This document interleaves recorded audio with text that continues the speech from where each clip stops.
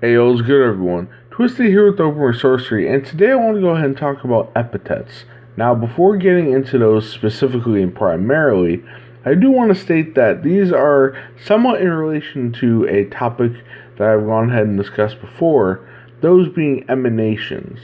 And for emanations, very simply, they're different aspects or expressions of divinity in of itself. And the ways that they manifest, whether it be by different, beings across various cultures and so on and so forth. Like, for example, with the Mercurial archetype, you have Thoth, Hermes, Mercury, and so on. Now, in having gone ahead and talked about that previously, I will put a link in the YouTube posting of this if you wish to hear that in full and the various examples that I give in that. But moving on particularly to what epithets are, right? So I have right here just one of the definitions. The primary definition is provided by the Merriam-Webster dictionary, that an epithet is a characterizing word or phrase accompanying or occurring in place of the name of a person or thing. So essentially, epithets are titles, surnames, accompanying words or phrases for different divine beings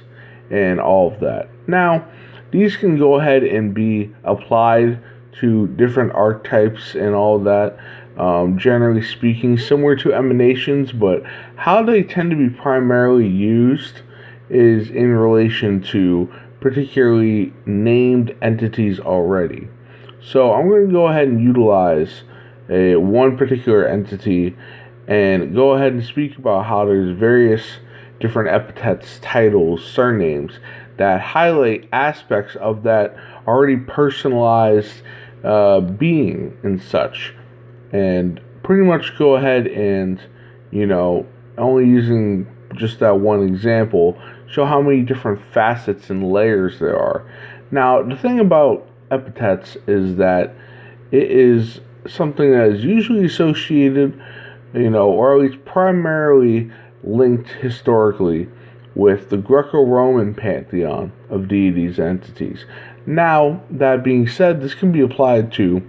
any sort of divine being, divine god, goddess, or what have you, in any sort of culture's pantheon or religious structure or belief system or anything like that. But it just tends to be due to the nature of the word epithet itself, is associated with both Greek and Latin culture and mythology. So, with that having been said, I'm going to go ahead and invoke and call upon a particular example of the Greco-Roman pantheon, that being Athena. Now, in going ahead and doing so, right, for those who are unaware of who or what Athena is, right, Athena is the Greco-Roman goddess of wisdom, warfare, strategy, tactics, handicraft, etc., and is very well known for being a virgin, as well as the patron goddess of many places, in particular Athens, which was named after Athena, as well as other places like Sparta and Thebes. But nevertheless, we're going to go ahead and utilize some epithets of Athena, or shall I say, highlight some epithets of Athena to get the point across, and also serve as a little bit of a brainstorm of if you are wanting to utilize these epithets in a spiritual or the spiritual or magical way, that you can go ahead and do so. So, in regards to different aspects of Athena, right, there was a few long lists I had seen, and I just went ahead and, from one particular source, went ahead and got ones that are more so associated with the main core aspects of Athena, or at least aspects that I consider as, helpful or just stuck out to me. So I have a handful here, and first we're going to go ahead and start off with the fact that Athena is a goddess of war, right? And, in terms of the approach, if you want to say that Ares, the god of war, is more so of an aggressive sort of combatant, more so of an aggressive sort of energy and archetype, that Athena is more so of the strategic, the tactical, the conscientious, more so using brain over brawn, which is not to say that they are not necessarily skilled in combat, but recognizing that, you just don't have to go ahead and just completely, drive forward with reckless abandon. Now, in that sense, in that regard, we have right here 3 titles that are associated with warfare, and those being Araya of war, warlike, Salpinx, which transliterates into war trumpet, and Laetus, which transliterates into distributor of war booty, so the spoils of war. Now, there's also another aspect of Athena that is not necessarily highlighted as much, but happens to be that of Athena as a healer. And with that, the particular term for Athena as a healer is Paeonia, with a couple of different sort of spellings that I've gone ahead and seen. Now, in regards to more so of that wisdom and that strategic and tactical sort of vein of things, we have a couple of other epithets, couple of other titles that are more so in line with that aspect of Athena. One being Ambulia, which means counselor or of counsel, and Pronoia, which has to do with foresight, seeing ahead, going ahead and seeing the future in many cases, and pretty much having a knowledge of what shall come to be or what is likely to come to be. And then in this handful of examples, the last one I happened to go ahead and draw upon was in one aspect I was speaking of before, part of the mythology of Athena, is that she has remained a virgin, which in of itself, in relation to like many figures, or the majority of figures in the Greco-Roman mythology, is kind of a little bit more so of, not as common, that most of the Greco-Roman gods and goddesses were rather prolific or were renowned for being involved in many sort of sexual escapades and experiences. But in regards to Athena being a virgin, the title for there is Parthenos, which means virgin or maiden. Now, the last one I happen to have here actually is something that I particularly in a monologue sort of manner covered not all too long ago in regards to the time of this recording, and that is the particular aspect of Xenia, which is talking about the kindness to strangers and travelers, and that particular terminology, and having listed examples of such. And once again, I can go ahead and provide a link in the YouTube posting of this for those who wish to listen to that particular subject itself. But in relation to epithets, and in relation to Athena having this epithet, this title, I'll go ahead and read this excerpt from the one webpage that I drew upon to go ahead and share. So, Xenia and the masculine Xenios are epithets of Athena and Zeus, describing them as presiding over the laws of hospitality and protecting strangers. So, yes, in that particular, monologue that I went ahead and mentioned, I used the example of Zeus Xenios and the particular the particular story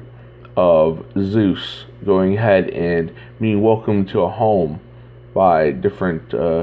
people, and as a unknown traveler, and because of their acceptance and welcoming of him, they went ahead and were rewarded. So in this sort of sense, if you're looking to call upon an aspect of Xenia, or a being that has an aspect, an epithet of Xenia with Athena right here, you can go ahead and do so to help bolster, to help go ahead and bring about more of that kindness to different strangers and travelers and be hospitable to guests within your own home and into your own life. Now, in doing so, I'm going to go ahead and take this right here and showcase a manner of intonation using the syllables and all of that for you to call upon, draw upon when doing a prayer, an invocation, and whatever sort of magical operation that you wish to perform that you are most comfortable with in your own stylings or whatever you've come across or meditations, so on. But nevertheless, so for Athena Xenia, going ahead and stating it as a name, right, with that titleage, that surname there, and pronouncing it with each syllable, you'll go Athena Xenia. And to just use another example from the aforementioned list of titles, let's go with Paeonia for Athena as a healer. So, or shall I say Paeonia. So in this case, for Athena Paeonia, Athena the healer, you'd go ahead and do Paeonia. So once again, for the full name, Athena Paeonia, and going at whatever pace you feel comfortable in doing so for either of those, or in the case of any of the other surnames or titleages that not only I provided and mentioned earlier, but can be utilized from the list of epithets that Athena happens to have for herself, as well as any other entity or being in your own research in informational gathering that you come across as titles for, what you're trying to call upon, and specify that is in relation to your intention of whatever you are trying to accomplish, magically speaking, spiritually speaking, in affecting the world and or affecting yourself for your own evolution and growth. Now, I want to go ahead and just highlight something as well that you may have caught in regards to the Xenia example, is that epithets can be shared amongst different entities and all of that. And one particular example that sticks out to me, just in having been acquainted with and familiarized with it rather often, and if you are happening to be within the spiritual or philosophical or metaphysical sphere of things, you likely have come across this example often as well, and that is of the figure of Hermes Trismegistus, or the surname Trismegistus, in relation to not only Hermes but Thoth and Mercury as well. The title itself means thrice grand, and is for the figure of Hermes Trismegistus that is the center, the core sort of figure that exists in Hermeticism, right? This literary figure and all of that, which is kind of seen in the manner of a demigod, right? It encapsulates, once again, Thoth, Hermes, and Mercury. But historically speaking, as far as I'm aware, all of these different beings and entities happen to go ahead and have that label attached to them at one point in time, and then thus there is a manner of fusion in of itself altogether, syncretically speaking, to go ahead and form Hermes Trismegistus in the what happens to be, not just Greco-Rome, but also an Egyptian sort of fusing of philosophy and metaphysics and deccult and that sort of worldview and approach. And at some point, I'm likely to go ahead and talk about the 7 laws of Hermeticism in themselves, even though at other times I, along with my co-host Devi, have talked about aspects of the Hermetic principles throughout other entries at the Open of Sorcery. But nevertheless, that is another example of how different titles can be utilized not just by one entity or being, but are often shared across different beings, especially shared across beings that exist with different pantheons or cultures or belief systems or just geolocations throughout the world. So, and that having been said, once again, this is us talking about epithets and titles of divine beings,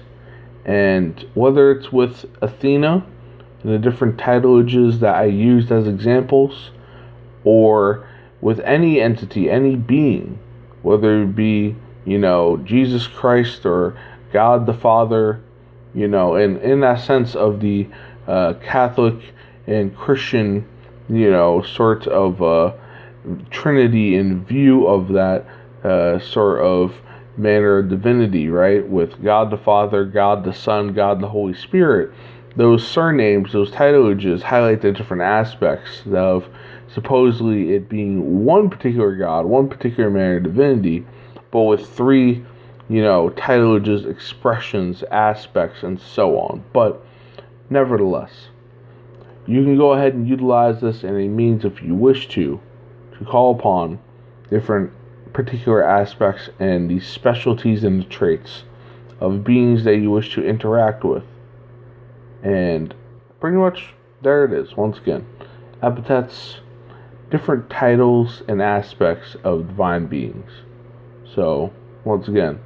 this is Twisted with the Opener Sorcery, and stay frosty, Neguses. Peace.